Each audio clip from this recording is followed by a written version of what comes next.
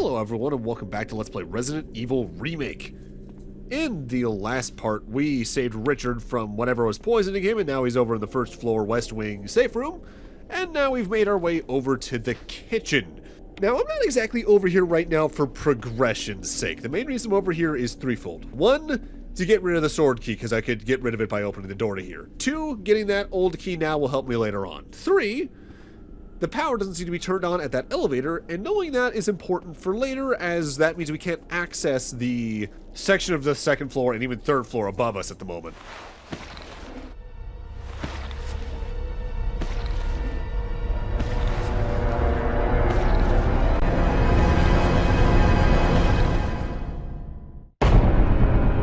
You know, this scare was kind of intense in the original game, because this was one of the few zombies that actually technically opened a door. And now FMV kind of comes out of nowhere. Due to the sudden entrances zombies can make between certain rooms here in the mansion in Remake, that scene's not as intense as it once was. Still a cool FMV, honestly. Honestly, thinking about it, the only FMV that's not recreated from the original here in Remake is like the cast introduction one from the original game, where like they show the live action actors posing on a background and all that. I kind of wish there was a version of that you could unlock that's maybe like super 90s-ified if you beat the game a certain way. Could have been a fun little reward for beating the highest difficulty as it is, besides the message that's there, which I'll talk more about that in a moment. But it would have been neat. My current goal is actually back at the eastern staircase where the other safe room is, as the next armor key usage I can do is over in that direction. I'd like to get that out of the way, just to get that key out of my inventory. For right now, though, let's actually start talking about the difficulties again. I've already briefly talked about what the main differences are between the main difficulties, and I briefly mentioned One Dangerous Zombie last time. I also briefly mentioned the game's hard mode last time inadvertently, the Once Again mode, which is effectively New Game Plus where you get to use all the post-game content as well that you unlock. The same difficulty changes applied there, namely some remixed enemy placements and all that, more aggression and all that. But upon beating the game on normal mode, you also gain access to the game's, quote, very hard mode, Real Survival. That difficulty is largely identical to hard mode, except now also your auto-aim button by pressing L to swap targets no longer works. But the big thing is item boxes. Item boxes are, in that difficulty, completely separated. So say I place something in the item box below me right now, it will stay in that item box. Same with the one over on the West Wing and all that. That makes ferrying items a nightmare. And honestly, annoying as it would have been, I actually would have also been a preferable way for Resident Evil 0 to work rather than just plopping things on the ground, but I've harped on that game's inventory system enough in that own LP. This is my destination, by the way. I mainly want to use an old key on that door to open it up, and then I want to actually go in the opposite door in this room, as I have other things I can grab in there I want to grab. There is a key item in the opposite room, but I'm going to wait on grabbing that until a little later for when using it. It'll be a little more relevant.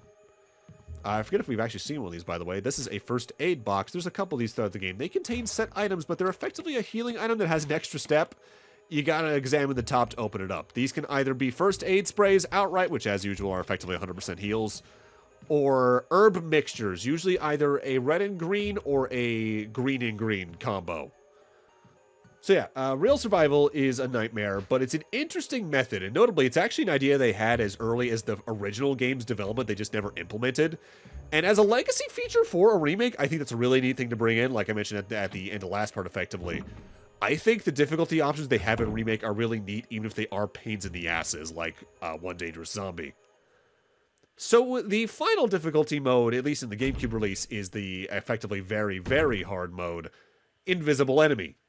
That does what it says on the tin. Every enemy is invisible. You can sort of see some light movement, kind of like the Predator a little bit at some points, and I think they become slightly visible when they attack you. But the main way you're seeing enemies is either dust trails they leave behind or reflections. It's a nightmare, but it's a really cool idea. And I believe if you beat that under a certain time frame, you not only unlock some concept art, but also you get a message from Shinji Mikami himself. I don't remember what it said, because I think only maybe seen that once. So I'll put what that message is above, probably. But it's really neat that they have that all the same.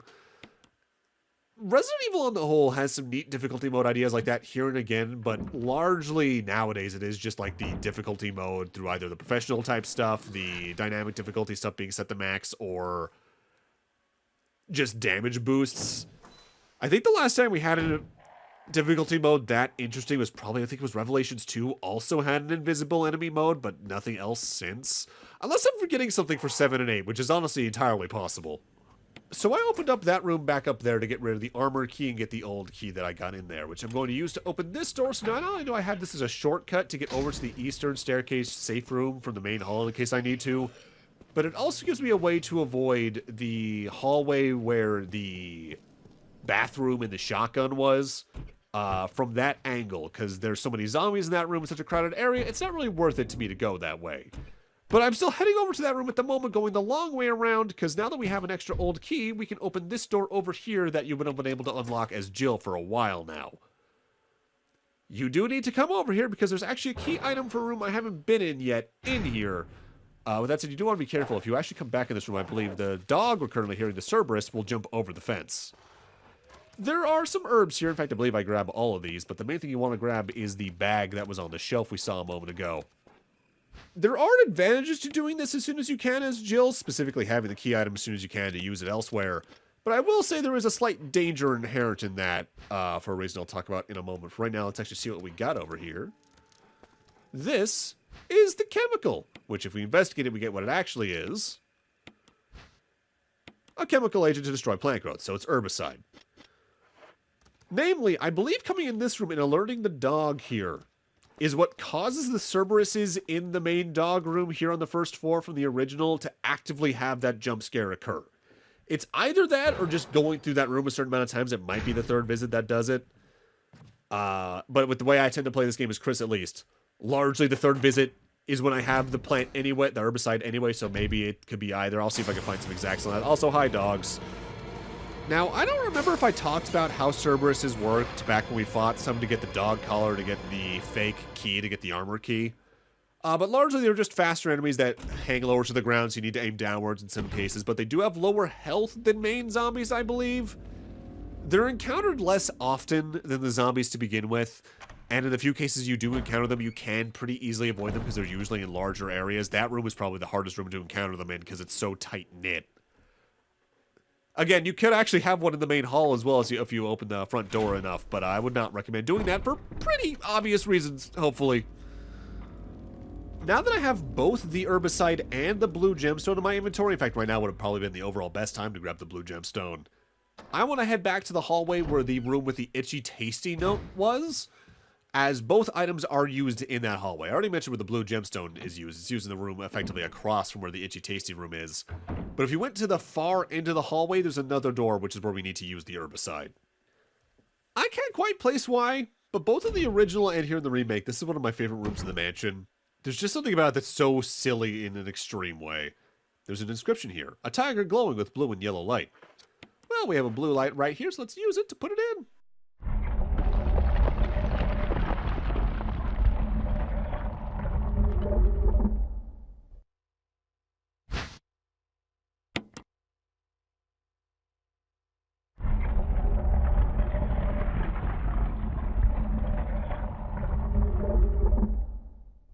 Did I need to be silent for that? No, but the shotgun shells are useful. But yeah, there's something about the existence of that room just to contain two items like that is so distinctly Resident Evil in a way in terms of the silliness and over-the-topness to have a puzzle that I adore it for that reason.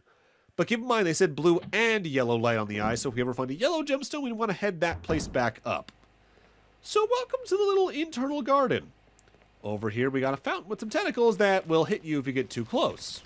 But over here, we got a water pump with two switches. You can either send the water along the red pipe or the green pipe. The red pipe feeds into the fountain where the tentacles are. The green pipe leads over near some green herbs over on the side. But if we use the herbicide, this now becomes a poison pump for plants.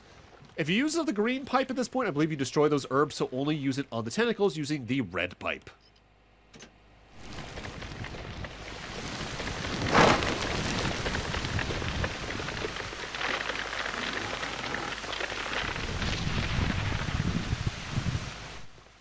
And for doing that, not only can you get these green herbs, but over on the far side lies our next death mask. Now, if memory serves, to get a better idea on which pipe goes where, I think you can worm around the other side of the fountain to an extent, but not all the way. You just kind of observe in this room, effectively. This is our third of the 4 death masks, and if you think about where the crests were in the original Resident Evil, you probably have a good idea on where the 4th one is going to be. With that said, once I grab this, I'm going to make a backtrack over to the safe room where Rebecca currently is, not only to potentially use her to heal my wounds, but also so I can grab the other 2 death masks I have at this point and take them over to the tomb where we need to use all 4 of them. As I'd rather have 3 there waiting and ready, and then get the 4th one and backtrack over there with the last one, just for inventory space reasons, because that allows me to have a better arsenal for anything that I can approach along the way. With that said, be careful. I forget if it's after grabbing the death mask or just after entering this room to begin with. The windows in this next hallway will get broken down by zombies and a couple will get in. If you re-enter this room, I believe they tend to stick over by this door over here, over to the hallway towards the room where Jerry is and Kenneth's corpse is. I think those zombies were there by default in the original game, and considering how much ammo you got in the original game compared to the remake, that was easy to deal with. But since I'm trying to keep my ammo reserves a little higher, I'm just going to run around them if I can. Also, what's hopefully not becoming a pattern, I actually had to re-record 2 specific sessions of this LP. Because when I went back to edit it, the footage just had no audio in it. I'm assuming I muted an OBS channel when I was recording it. So, if there's any inconsistencies in item box management or anything like that, it's due to that. I tried to keep my ammo reserves the same by using the old footage as reference, but if there's anything like that, it's due to that. I had to re-record this recording session right here that ends at the end of this video, as well as the very final session of the game. With that said, just to help with commentary and playthrough flow reasons, we are going to speed our way up over towards the tube just to get there a little faster. Although one thing I should note, and I've talked about this in some other Resident Evil LPs, level design in Resident Evil is very important for wraparounds, backtracking and all that. I think 1 remake and 2 original have the best level design in the franchise because of that. As you're never not only too far from a safe room, you're never too far from your next destination, and figuring out what items go where is incredibly easy to do. As long as you think about it for a second. And because of that, I love trekking through the hallways in 1 remake and 2. I don't like how that coffin's bleeding as we put in the masks. That's a little eerie.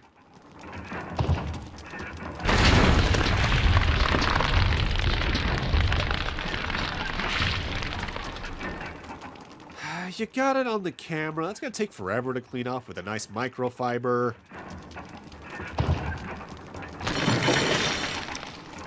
At least you're getting less on it now. Now that we have 3 of the 4 death masks in place, though, whenever we find the final one, we can just waltz back on over here, place it, and get an objective in this area done. And that'll be our first major goal in the game completed at that point as well. I'm really glad they let you do that, because some games being in this genre otherwise don't let you get the objective done unless you have all the keys on you and ready.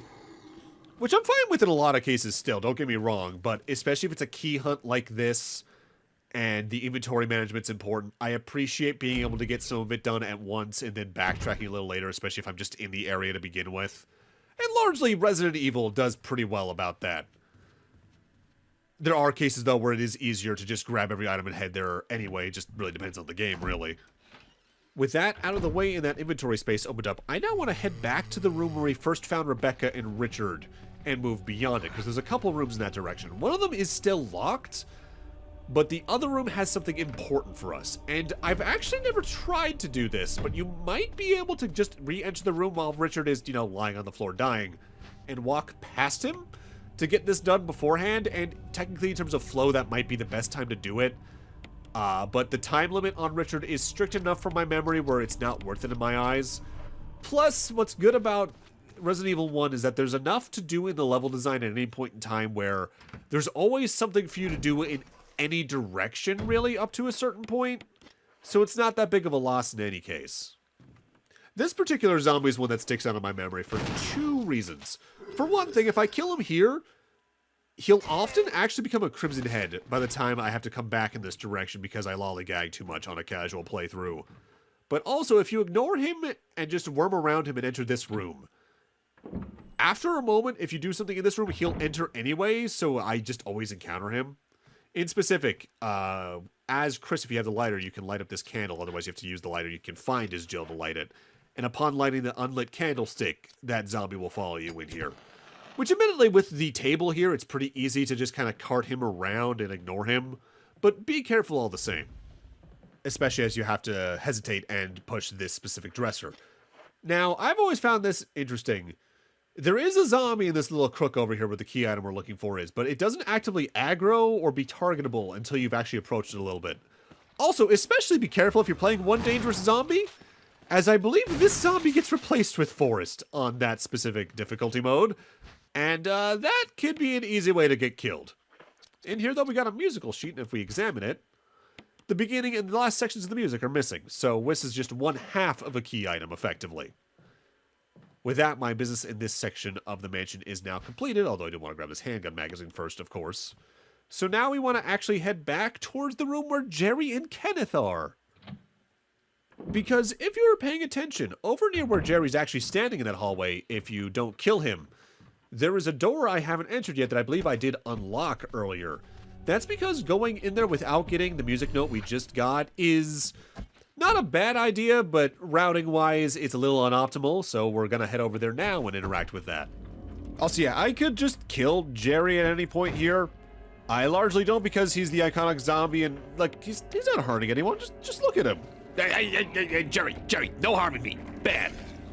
Think about what you've done. Also, the door over towards where the itchy tasty room was and where the zombies broke in earlier this video is shaking because at any point one of those zombies can technically randomly enter that room. Welcome to one of the bars here in the mansion, though. If we push this little shelf over here, we find ourselves another key item. Here's the other half of the musical score. In fact, should we investigate it? It's titled Moonlit Sonata. A section of the music has been missing, leaving only the beginning and the end of the music. So if we combine it, we'll now have the full score for Moonlit Sonata. And well, we're here and there's a piano right next to us. Moonlit Sonata is mainly a piano song. An expensive looking grand piano, let's use it on it.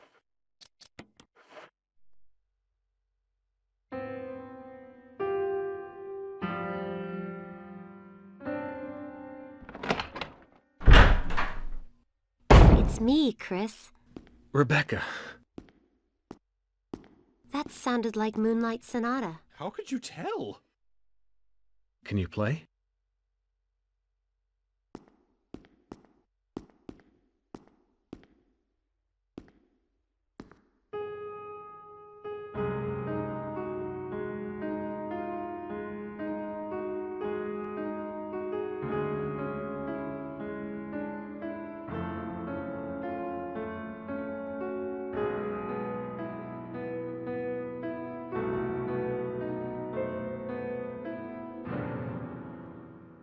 Oh, what was that? My interpretation is off a little. Let me practice for a while. This is effectively required. Just say yes, there's no reason not to. Sure. But don't get too carried away. Oh, I won't. But with that, I'm gonna need to end this off here. Thank you guys for watching, and in part 5, we're gonna let Rebecca practice a little bit doing some things across the mansion in the meanwhile before coming back here and seeing what she's got for us. See you guys then.